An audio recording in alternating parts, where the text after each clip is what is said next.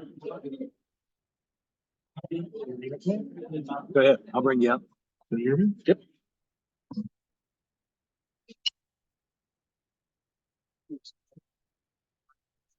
All right. Good afternoon, fellow Rotarians. Welcome to the January 24th meeting of the Rotary Club of West Jackson. Zoom attendees, please mute yourself and submit any questions or comments via the chat function on Zoom, or unmute yourself and let us hear from you. Today, our invocation will be given by Alberta Hips, followed by Kim Baker, who will lead us in the pledge.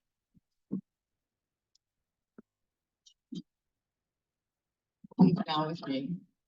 Dear Heavenly Father, we thank you so much for the blessings of a new year and a year of Rotary that we can put service above self. Be with us as we are gathered here for this meeting, and be with us as we go to our own way after the meeting. Please keep in mind our dearly beloved member that passed away and his family as we remember them, and just know that we have such fond memories as Clayton shared so many stories with us over the years. We pray all this in your name. Amen. I don't see Ken with us, so please join me in pledging allegiance to the greatest country on earth. I pledge allegiance to the flag of the United States of America and to the republic for which it stands, one nation, under God, indivisible, with liberty and justice for all. All right, I'd like to thank Alberta and our greeters, Brian London. As Alberta mentioned in the prayer, sadly, we lost Clayton Riley this past Saturday night. I'd like to begin our program today with a moment of silence.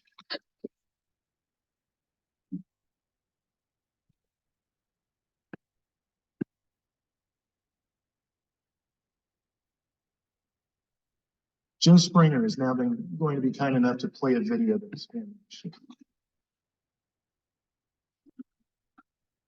Let me get rid of the weather. But polio plus speaks today. When I was a youngster, I went to my house. And selling but I say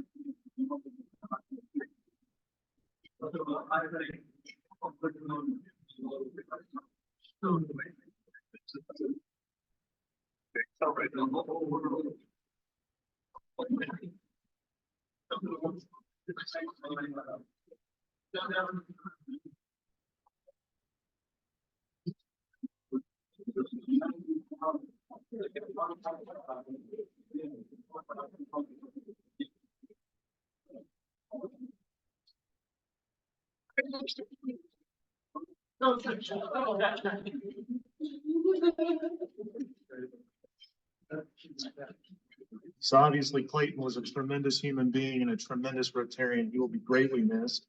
Arrangements have been made by the family for Monday the 29th at 11 a.m.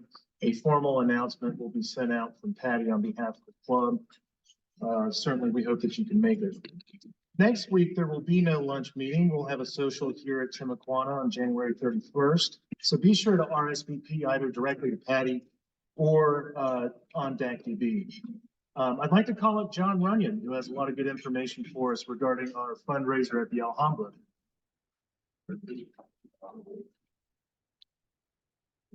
Come on. Sean and Dan are here. An update on our fundraiser for this year. This information's on the table. There's a lot of information. We are introducing sponsorship opportunities, but the one thing that's on the table is the calendar. Alhambra ticket sales will go up to the event or by March 1st. We pre-purchased 154 tickets. That's half the theater at the Alhambra. And we have currently sold 147, so 70 tickets left. Yeah, you guys are great. I mean, please, if you're interested, the time now, we have 7, but if I end up with more than 7, we'll make the phone call and maybe we can get some more tables. Sponsorship opportunities, there's a flyer on the table. And we've got $750, $500, $250, friends of the show. On the back, if you pick up one, there's a bunch of logos. This is just an example. So if your logo's on there, don't think that you have to send me a check. But it's just an example of what's going to happen. And we want to make it for those sponsors. We want to recognize you at the Alhambra, recognize you here at a lunch meeting. At the Youth Awards, working with Dr. Randy Thornton, we want to recognize because we're raising money for our youth programs. And the youth scholarship and that youth luncheon is one of the big events of the year. So at that event, we want to make sure that we have a banner that's recognizing sponsors. And also we plan on getting some tickets to the Alhambra that we can give to counselors or the teachers that are there, not to our event, but for a future event. So we want to connect it. So one of the big sponsors is the Parrot Head sponsor. And Dan Griffin is not, even though we haven't kicked this off, when I first announced it a couple of months ago, he said, I'll do whatever you need. Dan Griffin, is not here, right? Not here right now, is going to be a Parrot Head sponsor, $750. Then Vince doesn't even know, but he's the main event sponsor at $500 because he purchased a bunch of tickets. So we're kind of kicking off. So we have a margarita hat. There'll be more hats. If you bought a ticket to the show, you're going to get a hat. Then we have spotlight sponsors. Those three levels. Those 3 levels. One of the big advantages, you'll be able to pick your seat when we get all the seats set up for the Alhambra. So you'll have priority seating. Besides all the promotions. Friends of the show, for example, if you can't make the show, you can make a donation. So Donna and Mark Holsey, same thing 2 months ago, said, I can't make it, but I want to give the $100 to help with the youth program. So Mark and Donna back there, they're friends of the show, and we appreciate that. But thanks. So there's a lot of ways that you can give. Last thing, we in March are going to have a margarita themed luncheon. The place will be festive. We're going to end up talking a little bit about the youth programs. I'm hoping, even though Phil Voss can't make the presentation with, that can Alzheimer's, his family will get us either a video or come because Phil went to college with Jimmy Buffett. A lot of us know that they were friends. There's pictures of him in a van driving to Key West. So we want to get that into the program to make the connection, do some memorabilia. Youth Awards Luncheon, so what we're going to try to do there, we'll have the show. And last thing, you don't have to buy into a raffle, but after the event, the Alhambra, we want to kind of summarize what we've raised, recognize the sponsors, thank everyone. We're going to do a drawing. So if you buy a ticket, you bought a ticket to the show, you're going to get 1 ticket. If you're a sponsor, you're going to get 7 tickets, that type of thing. So we're going to put all these tickets into a bucket. And we're going to do about 10 drawings or 12 drawings. We have folks that will make a gift card. It'll be in the drawing. So a lot of winners. Send a note to Margaritaville at the beach.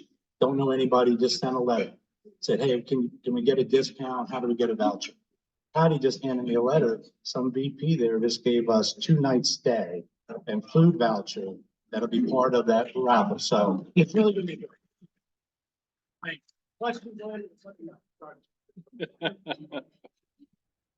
Thank you, John. Certainly on behalf of the club, we appreciate all your hard work putting this on. It's going to be a great time. I hope, these last 7 tickets, maybe we can get a few more. If you're interested, let us know. We're looking forward to, you just can't beat the Alhambra doing a Jimmy Buffett program. How great is that? So I believe our Sergeant at Arms went around today doing a raffle. Now we're going to go ahead and do the drawing. Where we are currently is we are just about $2,030 total, $2,060 total. So that's a 50-50, and that is just enough, if you win, that is just enough to designate a Paul Harris fellow. So keep that in mind. Oh, very exciting. So the way it works is you all have everybody have their numbers, everybody have their cards. We're gonna pull one out here. I'm gonna ask President Dane to do it. Oh, that's pressure. I don't know about that. The integrity of the drawing is now compromised. All right, so ticket 0685065. 068, 0685065. that's me. Did I call? I think I did.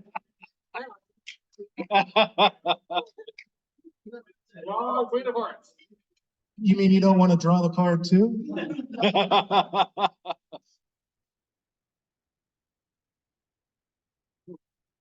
Jack of diamonds. Almost.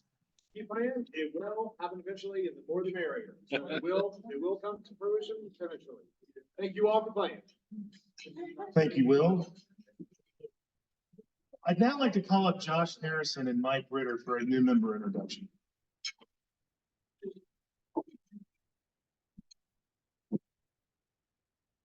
Try? Yeah. I Okay. think Josh has a few comments. Okay. So future President Tim said I could try to emulate him because he's, I think, the best presenter. Yeah. Here. So I was gonna say that's the only negative thing about me talking on your behalf. So Mike Ritter, Starting like a rose. starting like a rose. I tell you, his three sons are gonna be proud of him for being in this Rotary. His alma mater, UNF, is gonna love his involvement back into the community. Michael is a project manager with Shearer Construction. He's been there, works with a couple of my good friends, an old college buddy. Does a lot of work with the Church of 1122, so praise Jesus. Amen. I'm sorry, Tim, that's probably bad. I'll work on it. There's only a few minutes of preparation. But anyhow, I've known Mike for a long time. He does work with a college friend, and I was told, and this is still PG-13, that if he doesn't volunteer for a committee, that we have incriminating pictures from a company-wide trip to Nashville. So I'm just throwing that out there. So if anyone needs me, I'll in for blackmail. So happy to have Mike. His company, Shearer Construction, I've said it before, they have a heart for Rotary. Two of his coworkers are in the Oceanside Club at the beach, and I think Mike is in Deerwood now. So basically their executive team are all involved in Rotary. So they have a service heart. It continues with Mike, and I'm lucky and proud that you're in the club with us.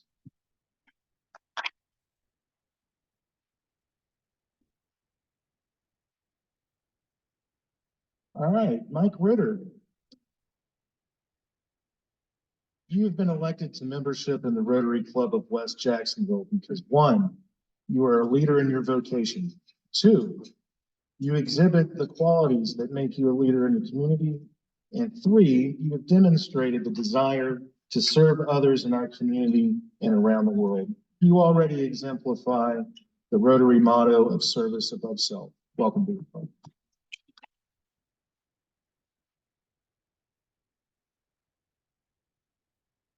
Yeah, I don't have a whole lot to say. I did write down a couple notes, but like Josh said, I've got 3 boys, 11, 9, and 7. They pretty much occupy our time with sports. And between that and work, I've been tied up, been looking forward to trying to get involved in the community. Our leadership at Shears heavily involved in Rotary. I've heard great things about the fellowship and just the ways they are able to give back to the community. I visited several clubs around town. Some were much larger and some were tiny. This feels like the Goldilocks size. So it feels good. Everybody's been extremely welcoming, and I really look forward to serving alongside all of you. Thank you.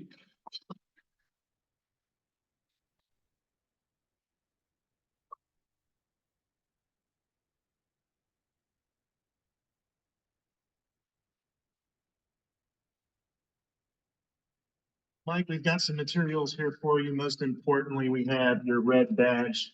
That is your first Rotary badge. You'll get over it soon.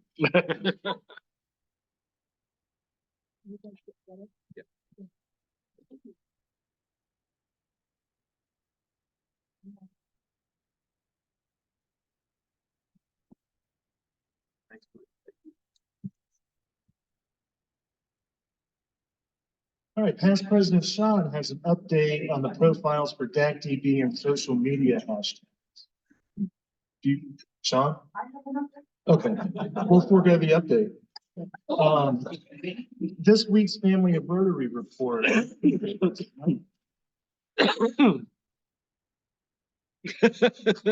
Allegedly.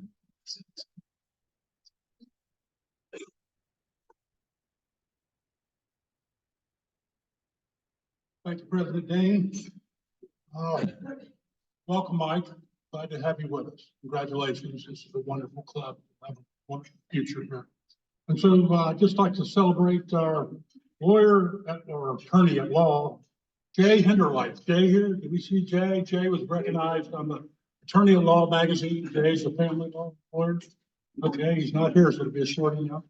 On another note, we're going to congratulate Dr. Dodd on the arrival of his fifth grandchild. Fifth grandchild, young boy. Young boy. He named after you, Doctor? Well, okay, William Land. Okay, William Land. Okay, and then on a more serious note, we recognize Tom Snyder and his family and Gail Wallace's sister. And we want you to know your family is in our thoughts and prayers. Thank you. And so we'll keep Nancy with our hearts and prayers. And then last for the bit, Clayton Riley. What can you say about Clayton Riley? Our oldest living member of our Rotary Club, 98 years old. 98. And just a wonderful man. The celebration will be at Roadside Presbyterian Church, which we all attend with the Rileys. And so please come and join us next Monday at 11 o'clock to celebrate Clayton Riley's life. He was our first member of this club, other than the founding members. Founding members brought in Clayton Riley in 1968. So God bless him, and he's in a better place. That concludes my report, President. Thank you, Mike. Our Sergeant at Arms, William Milne, will introduce our guest visiting lieutenants.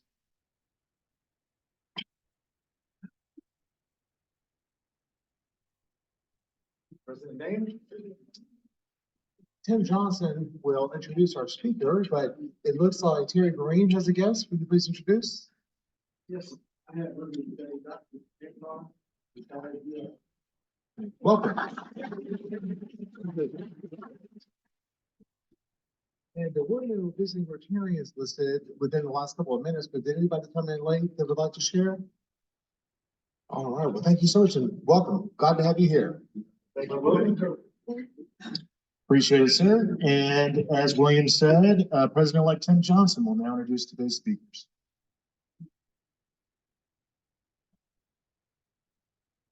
Good afternoon, Rotarians. How is everybody today?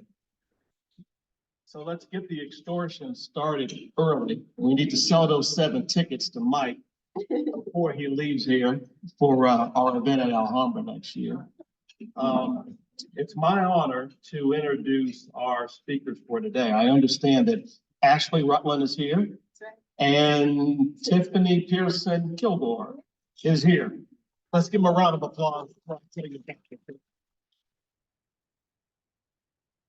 So these two young ladies are part of AT, which stands for Achieve Transformation. Have I got that right? It is a financial literacy program for students. AT was founded by 2 educators, both Ashley and Tiffany, who are inspired by interactions with their students who often dream of becoming professional athletes for the financial benefits and an avenue to a better life. The Plan to AT, or Plan to Achieve Transformation's mission is to serve young people primarily from under-resourced communities to improve their futures through financial literacy education. They have a combined 16 years of educational experience in collaboration with financial consultants to create a game-style financial literacy curriculum that starts young people on a pathway to living successful and stable lives. Please join me in a warm West Jax Rotary welcome to both Tiffany and Ashley.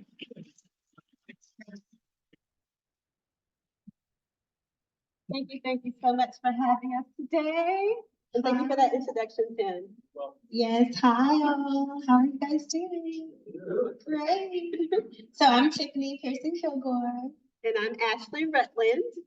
And so we are planned to a T. And so we just have a really short presentation for you all that will just tell you all a little bit more about our work, but we also have a little fun interactive activity for you guys too. So I hope everybody has their devices. You can get them ready, okay? Because you'll need them in a little bit.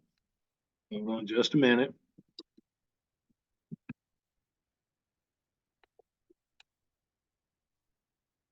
It's arguing with me. All good.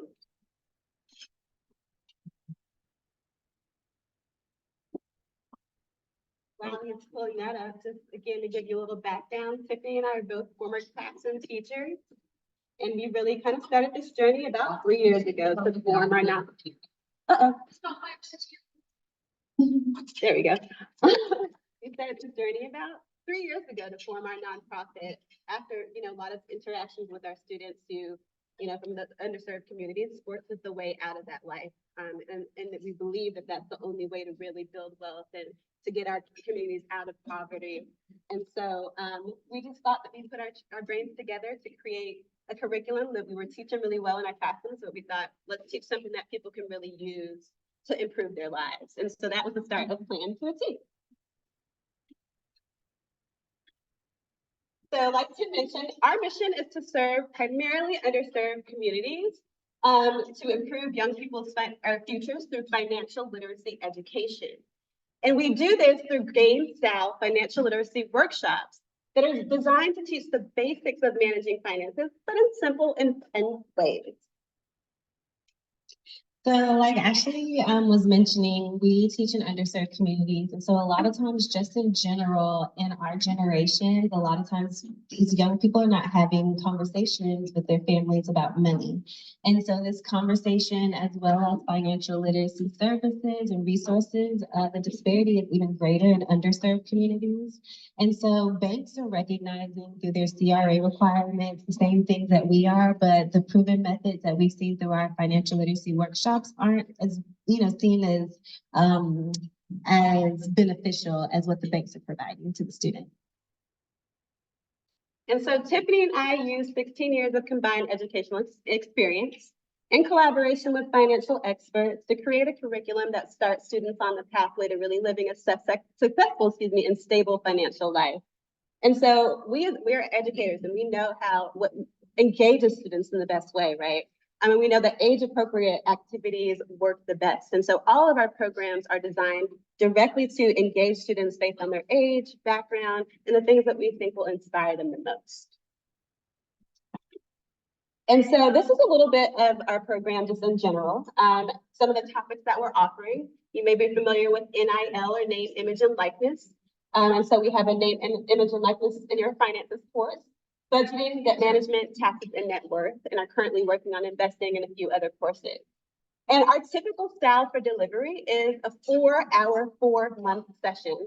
So we meet with students once a month over the course of the spring or fall or summer semester, and for 4 total meetings, an hour each. In that first meeting, they're going through their personal bank accounts and their cash apps, and they're looking at where can I improve in my finances? What are some goals that I can create around my finances? And so we intentionally have multi-parts. So we're meeting with them the second time, and we're checking in. Well, how well did you reach your goal last meeting? Now here's a little bit more information. Go ahead and apply the budget to your scholarship or your job or whatever NIL income you have. And in that third session, they dig a little bit deeper and they continue to work on their financial goal. So by that 4th session, we throw them a celebration. We say, awesome job, you completed this program, you've been working on your financial goals. And so we partner with different corporations or companies to be able to provide a lunch for the students, as well as provide them with speakers and job and internship opportunities to be able to have as an alternative pathway to those sports careers. Because to be honest, 2% is maybe making it to the NFL, right? It's the minority that's really making it to the job, the area that they want to go. But there are a lot of different opportunities that a lot of times in underserved communities we have no clue about. So we expose them to those jobs and internships and provide them with incentives for meeting their financial goals. Like Ashley said, we partner with companies to do that with the incentives. And so as well as exposing them to jobs and internships. And so what we've seen through our program is that a lot of times when we're talking to our students, like we said, when they're not having those conversations, they also aren't being exposed to different banking institutions, so they're not saving their money. And so when we partner with these banking institutions, we bring people out to speak with the kids, exposing them to those resources like checking and savings accounts. And so when we talk with the students, they're setting financial goals. And so we're checking in with them. And so they're able to use those financial services with the banks. And so we're looking for more financial partners. Ashley and I are primarily servicing in the Georgia and Florida regions, but we do also serve nationally. And so just being able to partner with a national banking partner will just help us to be able to provide those services to the students a little bit more seamlessly. And so with the programming that we've done, we serviced over 2,000 students since our start in September 2021, and over 91% of our students said they began saving as a result of going through our program. So we're seeing some progress. And so in 2001, 5.9 people reported that they were unbanked, which means that nobody in their household nobody in their household, adults or children, had a checking or savings account. And so we're looking to improve upon that statistic through our program. So this is just a little bit from our students, and I'm going to ask your help, Joe, just playing maybe the first minute or so of that. Let's see what happens here.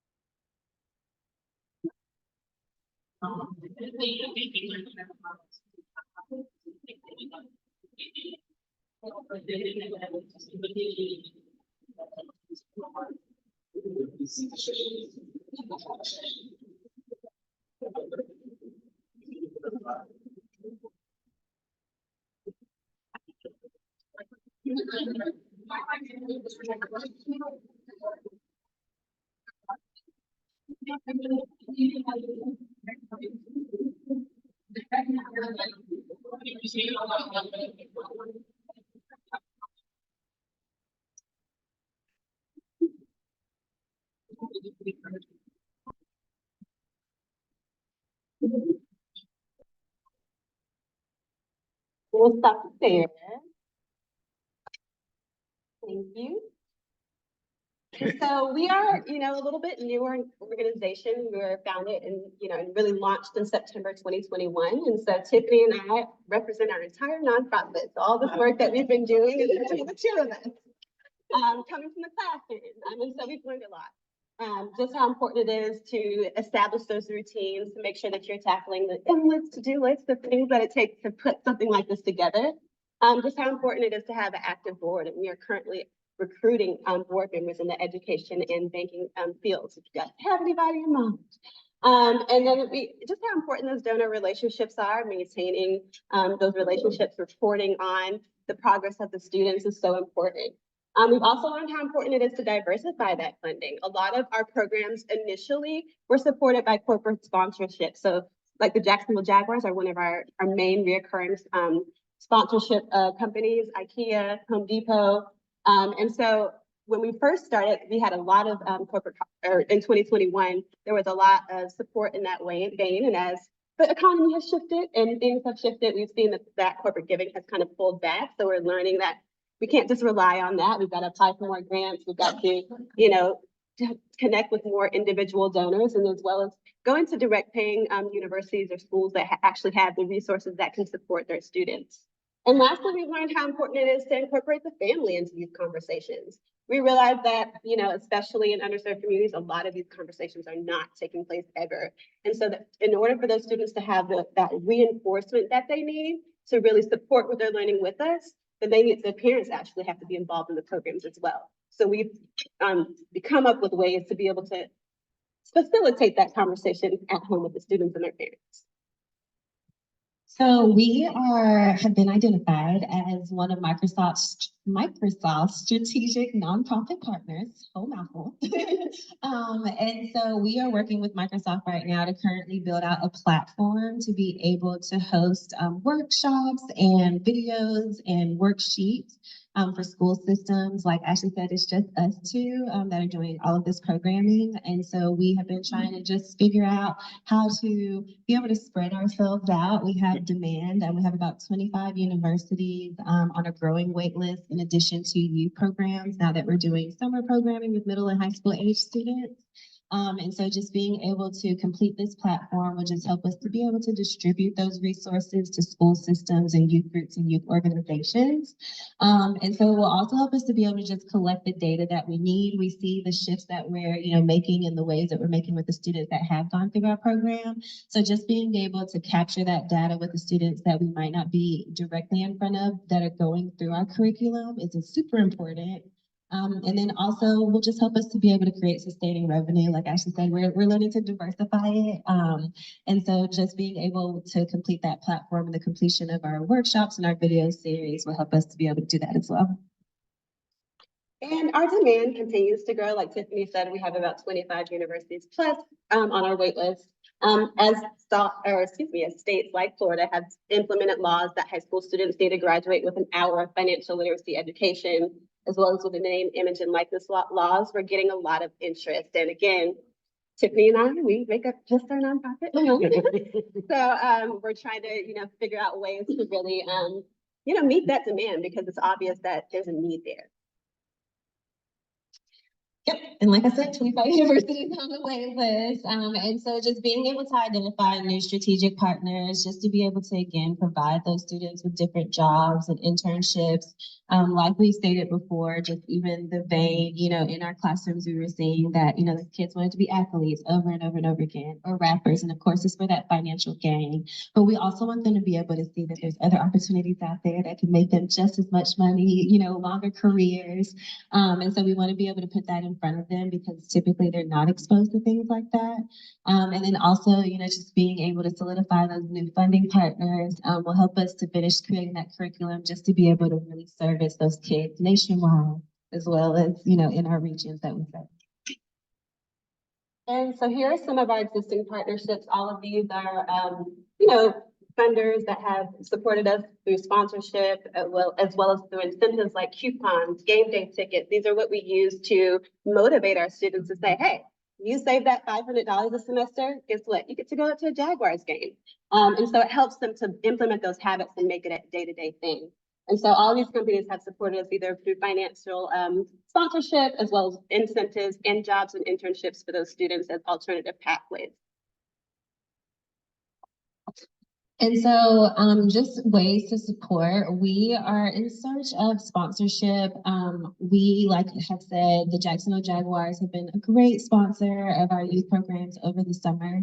And so they have already partially sponsored 2 of the programs over the summer, but we are definitely seeking, more partnerships again to be able to expose the students. And donations could also include the form of like t-shirts to give out to the kids. Of course, especially with younger kids, we always want something to work work towards, even adults, right? We love little incentives to work towards.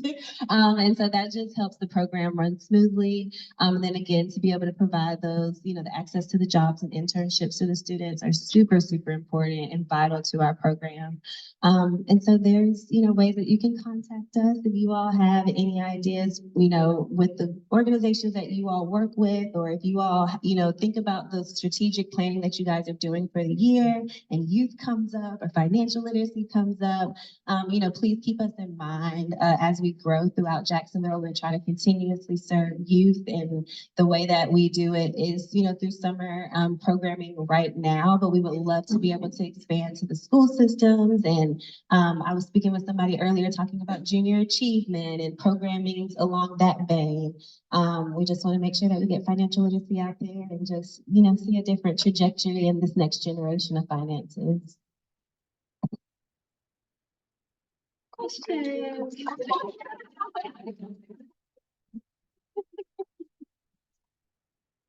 I got a question over here. First of all, great job. Yeah. You talked a little bit about changing their mindset. Yeah. Right? They think they're going to be rich and famous athletes. Yes. And so one, you're teaching them about literacy, and then two, you're showing them there's a way that they can achieve their dreams that's different, and it's an alternative Right. to becoming an athlete. Right. So I thought some of that might involve the internships. Yes. They're going to get exposure. Could you take a minute and tell us about the companies that are offering internships, what those jobs are? Do they do it during the school year and during the summer? Is it only after high school? Give us a sense of what these internships are about. Okay, yeah. So right now we're currently working with IKEA to actually build out their internship programming. They are doing a tour starting, I want to say at the beginning of February. They're doing an HBCU tour, Historically Black College and University tour, where they're starting up north, like DC, and they're just traveling all the way down to the south, and they're stopping at Clark Atlanta University in Atlanta. And so we are doing like a, little one-day program with them right now, where the students will get to come in. They want them to just be able to see that, frugality, like they don't have to go out and buy the super expensive dorm room thing. They can come to IKEA and, spend frugally and, decorate their dorm just as easily. But then also we get to teach them a financial literacy lesson, and they get to shop. But they want to build out something more extensive than just that. And so we'll see what that looks like. But we also do things like the Atlanta Falcons have something called the West Side Ambassadors Program, where they have built the stadium on the west side of Atlanta. And so in exchange, they have taken the youth from that and given them jobs inside of the stadium. And so we have done reoccurring programming with those batch of students, and they already work inside of the stadium. So they have something that's already kind of built in with the Falcons, but they also get to see just internally like how the stadium is ran, and they get great exposure to just different types of programming that's really concentrated. So that's something that we've also done too. I don't know if you could think of anything else. A lot of the programs that we're working on implementing, for example, like IKEA will be more of a pilot program for us, because with IKEA, a lot of times people think that you're coming in and all you can do is work in the store at the cashier or put stock on the shelves, but don't have an understanding that you could be a lawyer for IKEA or you could do marketing for IKEA. And so this is really going to be one of our first pilot programs where we're really implementing something like that, and have in talks with different companies like Microsoft as well. It's what it could look like, and we're really going to use that to kind of inform what that could look like. But most of it's for collegiate students. And what we're in talks with is that, a lot of times we're looking for that junior or senior year level collegiate students for those internships. Yes, thank you for your presentation. Two quick questions. Where is your educational experience? Where did you teach? And second question is, which schools locally have you worked with so far? Yeah, so I am from Georgia. I don't know if y'all heard of Warner Robins. It's literally middle Georgia. So I taught there 1 year, and then I taught in the South Atlanta area for 5 years. I taught elementary school, if you can't tell. Third, second, third, fourth grade. And so that was my experience. And then I went to Kennesaw State University. Go Owls! And I am a Jacksonville native, which brings us down here to do programming here. So I attended Paxton for high school and Florida State University, if you have any symbols in the room. And I taught the high school level science. My degree is in biology and exercise science. I actually went to school to be a physical therapist and switched gears, but taught biology, chemistry, anatomy, and physiology as well. And taught mainly in Atlanta. I was living in Atlanta at the time when we founded our nonprofit. And so that's why it's based in Georgia, but I've spread the love down here to my Jacksonville, Duval County. And so one of our reoccurring schools that we work with is Edward Waters University. We've worked with their students, some of their student athletes, as well as just some of their academically challenged students. And so they are actually one of the schools that we'll be servicing this semester starting next month. And then most of the other schools have been youth groups that we've worked with in Jacksonville. So like Girls Inc., the Black Males College Explorers program, which is run through Edward Waters University, where they have a group of young Black males that stay on campus over the summer for a month and a half or so. And they kind of go through different courses and things for character development. And so we've been part of that program this is coming up 3 years. As well as Fresh Futures Foundation as well has been one of our programs. We're in talks with UF Health Group. We're supposed to be doing a session with them as well coming up this semester, and have in talks with Ribault High School as well to do some programming there, and are trying to break really into the high school sector here a little bit more. All right, so I have a question for you guys. I know you're concentrating on athletes and that demographic, which is obviously with NIL and things changing so rapidly, it's going to be important. There's going to be a lot of people who get money for the first time and more money than they know what to do with. And, you know, you hear some of these stories about people getting initial contracts in the pros and not being able to manage the money. Yep. But, you know, financial literacy is an issue for everyone. And, you know, you're concentrating on athletes. I'm curious, what's your entrance criteria like? What are you looking for? Because the percentage of people making it to the pros is already small, and it's not that much larger for those in college players. So I'm just curious, what are you looking for when you deal with people and bring them in the program? Yeah, so actually our origin really started with student athletes only because when we were reaching out to the colleges, they have mandatory programming for the student athletes, right? They have to do some type of financial literacy program. They have to do some type of developmental program, and they have budgets typically set aside to pay for that programming. And so that's really what our angle was, dealing with student athletes. And typically, you know, it is the demographic of students that we're dealing with, underserved communities. But you're absolutely correct. Everybody needs financial literacy. And so it's not that, you know, we are solely focused on athletes. That really just was our in and our start. When we first got started, people were like, well, how do you know that your program works? And we're like, we're teachers. We know what we're talking about. Like, we have done this for 16 years between the two of us. But, and so that's really what happened with our start. Like, we just really started with the student athletes to just be able to prove the data that like these students are going through our program. They absolutely knew nothing when they started. They're opening up checking and savings accounts. And so that's why now our shift has been to like youth groups and just different demographics, because it sounds like we just work with student athletes, but it's really the next generation. So we did get a couple of questions from the Zoom folks, and one question was, are they partnering with communities in schools? I'm sorry, that's a question to y'all. That's a great suggestion. We are not currently partnered with them, but I believe that has come up before, and it's something we need to look in. If you have a contact, we'd appreciate it. Yeah. You're getting that. And then had another one in the education. Is credit score education included? Okay, so that's a really great question, Miss Gigi. So yes, we actually do have a credit series that we're working on. If you heard me earlier, I was saying we're working on a video series.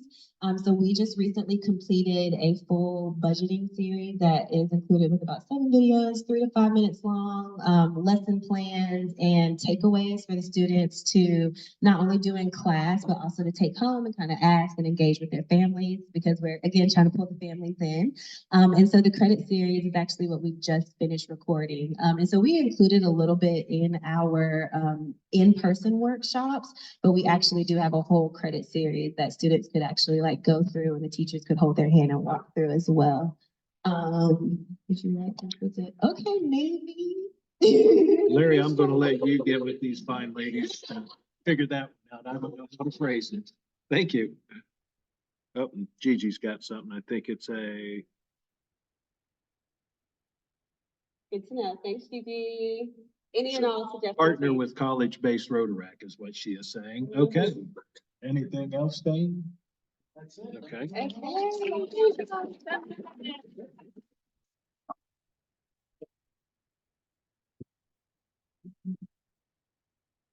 That was good. Ashley and Tiffany, thank you so much. That's tremendous. It's great to see somebody looking out for these young students as they begin their lives and you know, it's just, there's a lot ahead of them. So very exciting stuff.